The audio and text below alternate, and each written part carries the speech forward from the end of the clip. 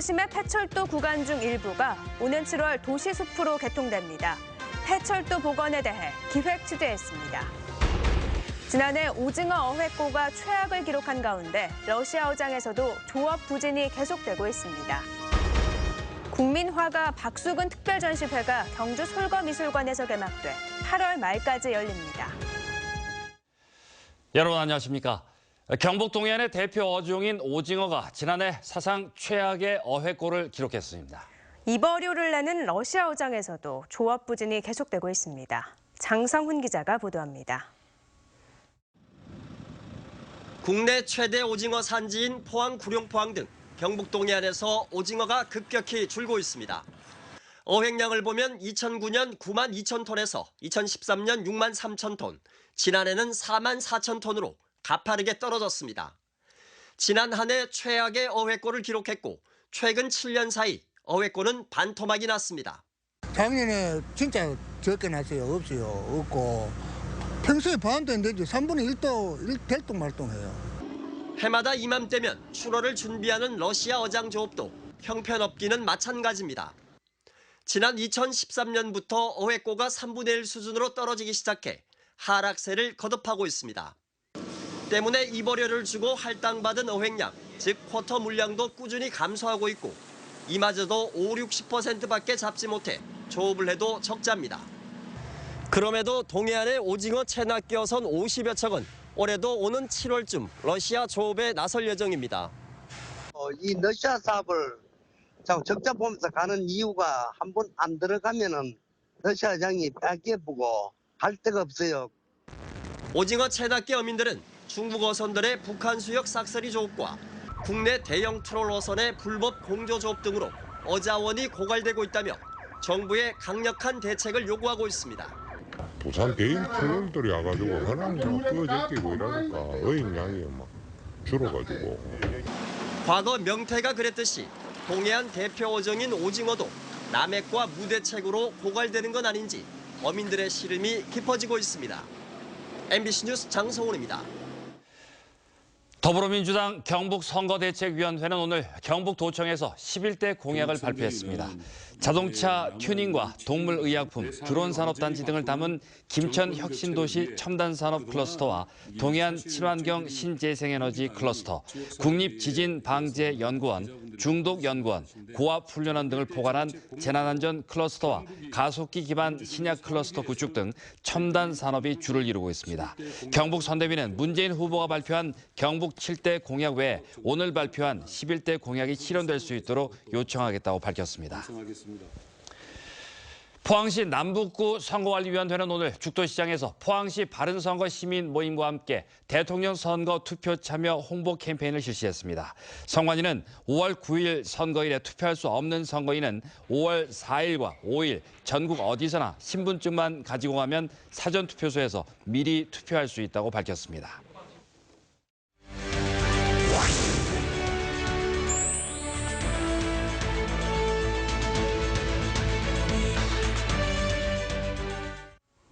올해는 그동안 포항을 단절시켰던 폐철도가 도시숲으로 다시 태어나는 원년입니다.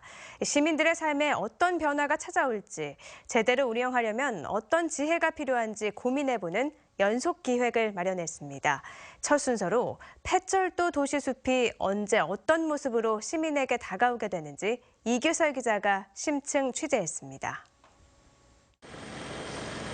효자역을 지나 옛 포항역까지 쭉 뻗어있던 철길은 어느새 사라지고 대신 그 공간에 녹색 숲과 산책길, 개성 있는 테마거리가 들어서고 있습니다. 2달 뒤 문을 여는 지곡 건널목에서 대잠 고가차도까지 1구간은 공사 진행 속도가 가장 빠릅니다. 성모병원 입구에는 도심숲의 상징 조형물인 증기기관차가 들어서고 대잠 고가도 아래쪽은 야외 갤러리와 계단형 쉼터로 꾸며집니다.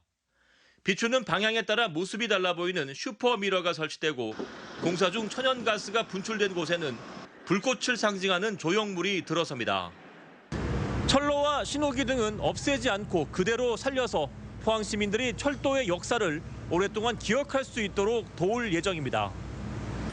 대잠 고가차도에서 이동 고가차도까지 2구간은 오는 12월 준공 예정입니다.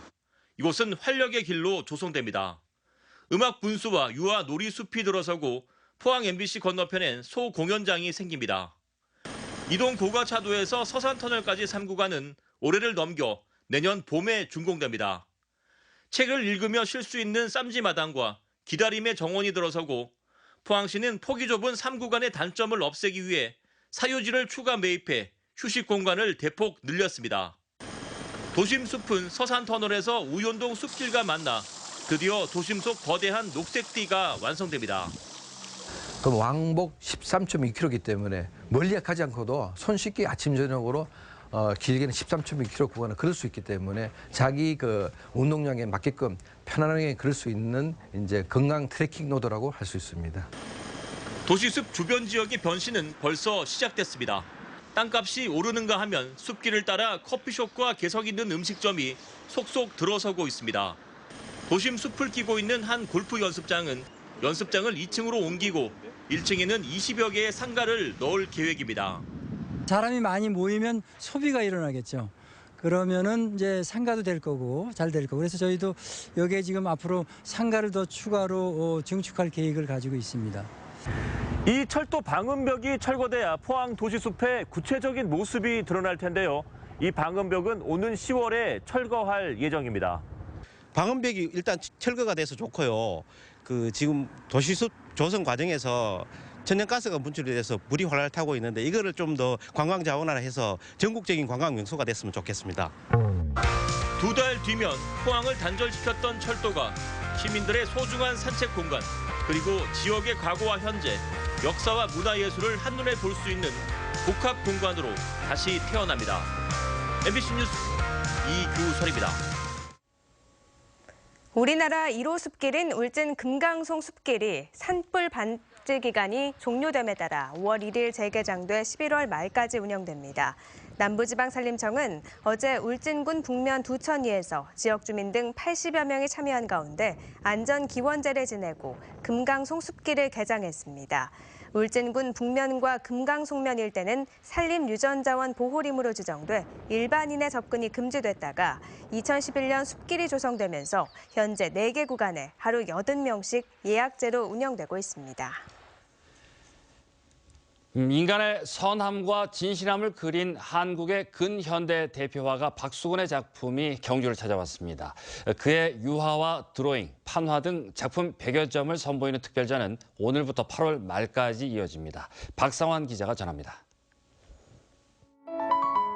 대각선으로 배치된 여인들과 개울물의 원근감을 통한 입체적인 느낌, 특유의 거친 질감 속에 노랑과 옥색 등 원색이 사용돼 산뜻한 느낌을 주는 박수근 화가의 빨래터입니다.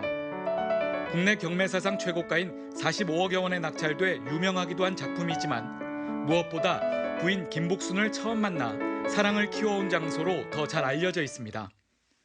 빨래터 외에도 여인과 소녀들 등 30여 점의 유화를 비롯해 김유신 장군묘의 호석에 조각된 12지상을 탁본한 작품까지 특히 신라 문화에 관심이 많아 경주를 자주 찾았던 박수근은 경주 남산 화강암 속 마애불과 석탑에서 자신만의 작품 기법을 탐색했습니다.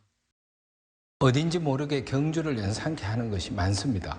그만큼 우리의 뇌리 속에 우리의 예전부터 내려오는 기억들이 결국은 그 뿌리가 천년고도 경주와 와닿는다 이렇게 생각합니다.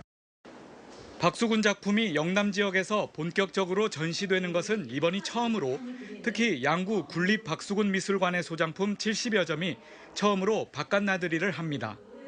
그동안 개인 소장자들이 다수 보유하고 있어 대규모 전시가 어려웠지만 침체된 경주 관광의 활력과 지역민들의 문화 욕구 충족을 위해 선뜻 나선 겁니다. 박수근의 고향 양구에서부터 서울 그리고 개인 소장자가 기꺼이 이 전시를 위해서 참여하였다는 것은 솔고미술관이 우리나라 최고 미술관으로 발돋움한 계기가 되고 있습니다. 국민화가 박수근의 유화, 드로잉, 탁본, 판화 등 작품 100여 점을 선보이는 이번 특별전은 오는 8월 말까지 경주에서 계속됩니다. MBC 뉴스 박상환입니다. 울릉군의회가 일본의 역사 교과서 왜곡을 통한 독도 침탈 야욕을 규탄하는 결의문을 채택해 5개 정당에 직접 전달했습니다. 울릉군의회는 지난달 13일 임시회에서 일본 문부과학성이 독도를 고유의 영토로 명기한 초중학교 학습 지도 요령 안을 고시한 엉터리 역사 왜곡 행위를 즉각 중단하라는 결의문을 채택했습니다. 울릉군의회는 차기 정부에 독도의 직접적인 관리 권한을 울릉군에 이관해 달라고 요청할 계획이며 일본 대사관에도 결의문을 우편으로 보냈습니다. 어제 폐막한 제55회 경북도민체전에서 포항시의 구연패 꿈이 좌절되면서 지역 체육 역량 강화를 위한 장기적인 계획 마련이 필요하다는 지적입니다. 지역 체육인들은 포항시의 올해 도민체전 예산은 12억 5천만 원 선으로 구미시의 33억 3천만 원에 비해 절반에도 못 미치는 데다 구미시는 포항보다 3개 종목이 더 많은 11개 종목의 실업팀을 운영하고 있다며 과감한 지원이 필요하다는 입장입니다. 한편 올해 경북도민체육대회에서 울진군은 작년에 이어 2년 연속 군부 종합 2위를 차지했고 영덕군은 2015년 12위에서 지난해 6위, 올해는 4위로 상승세를 이어갔고 관심도가 가장 큰 축구에서 2년 연속 고등부 일반부가 동반 우승해 축구고장으로서 명성을 확인했습니다. 경상북도 소방본부는 석탄일과 연휴를 맞아 오늘부터 4일까지 화재 예방 특별 경계 근무에 들어갔습니다. 도소방본부는 관내 전 소방관서장을 지휘선상에 근무하도록 하고 인력과 장비도 100% 가동할 수 있도록 했습니다. 또 유사시 신속한 대응을 위해 도내 주요 사찰 30곳에 소방 차량 35대와 인원 300여 명을 근접 배치하고 안전요원의 순찰을 강화하기로 했습니다. 경상북도는 포항과 경주시 부시장이 명예퇴직함에 따라 오늘자로 후속 인사를 단행했습니다. 포항시 부시장에는 최웅 안동 부시장이 승진 임명됐고 경주 부시장에는 김중권 구미 부시장이 자리를 옮겼습니다. 동해안 발전본부장에는 김경원 의회 사무처 의사 담당관이 직무를 대리하게 됐습니다. 경북 동해안은 내일도 맑은 가운데 기온이 오늘보다 더 올라서 다소 덥겠습니다. 초파일인 내일은 아침 최저 기온이 7도에서 12도, 낮 최고 기온은 포항 24도, 경주 26도로 오늘보다 3, 4도가량 더 오르겠습니다. 바다의 물결은 동해 남부 앞바다는 0.5에서 1m, 먼 바다는 0.5에서 1.5m로 비교적 잔잔하겠습니다. 정부가 세계무역기구 일부 회원국들과 공동으로 미국의 철강 등 수입 규제에 대응하기로 했습니다. 산업통상자원부는 최근 스위스에서 열린 세계무역기구 반덤핑위원회에서 미국이 징벌적 반덤핑, 상계관세 조사가 문제가 있다며 적극 대응하기로 했습니다. 매년 2차례 열리는 이번 회의에선 지난해 하반기 미국 등 29개 회원국이 통보한 300여 건의 반덤핑 조치 등에 대해 논의가 이뤄졌습니다. 해양수산부는 이달부터 오는 11월까지 전국 34곳에서 생존 수영 교육을 실시한다고 밝혔습니다. 이에 따라 올해부터 이동식 수영장을 활용해 수영 교육을 하는 찾아가는 생존 수영교실 15곳을 설치하고 강과 바다에서 운영해온 해양 레저 체험교실을 11곳으로 확대합니다. 해양수산부는 지난해 강과 바다에 설치한 실전형 생존 수영교실에 2만여 명이 참가하는 등 생존 수영에 대한 교육 수요가 급증하고 있다고 밝혔습니다. 포항시가 운영 중인 해양스포츠 아카데미에서 요트를 배우려는 수강생이 늘고 있습니다.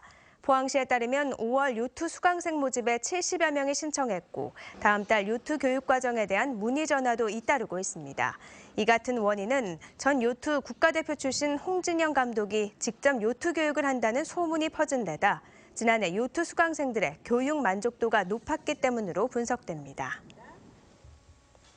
정부가 쌀 우선 지급금 회수에 나섰지만 환급률은 38%로 저조한 것으로 나타났습니다. 농림축산식품부에 따르면 지난달까지 회수된 우선 지급금은 75억 8천여만 원으로 환급률은 38.5%, 인원수로는 42.7%에 그치고 있습니다. 농민단체는 정부가 쌀값 정책 실패의 책임을 농민에게만 물으려 한다며 환급 거부 운동을 벌이고 있고 농식품부는 환급을 독려하는 홍보를 강화할 것이라고 밝혔습니다. 울진군은 저소득층의 자산 형성을 돕기 위해 희망키움 통장 2017년도 2차 신규 가입 가구를 오는 12일까지 모집합니다. 네, 이상으로 포항 MBC 뉴스데스크로 마치겠습니다. 여러분 고맙습니다.